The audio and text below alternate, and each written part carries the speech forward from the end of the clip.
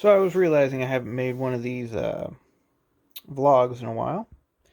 We got the board here. It's running a program. Let's just hit the reset button. So this was to test keyboard startup initialization, but we can just reset, rerun the program. It's basically got some scrolling code in here, which is why it's on the bottom there.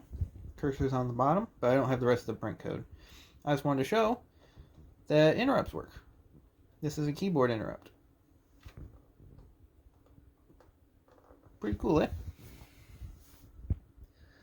And yeah, there was a lot of stuff. Okay, so I guess I need to go over what I've done.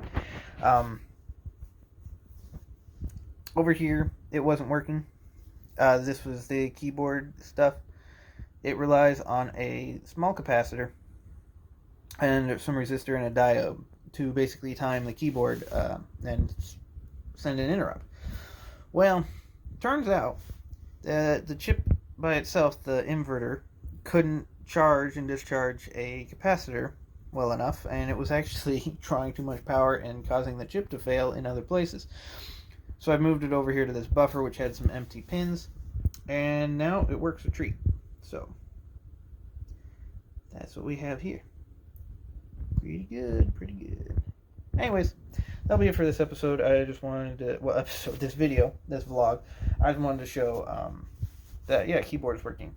I've also done a bunch of stuff up here, but that has caused it to not work. And I've done some stuff. I haven't done anything here. This is the main spot I've been working on. So, keyboard and all that. But yeah, it works now. And please hit the reset. Boom.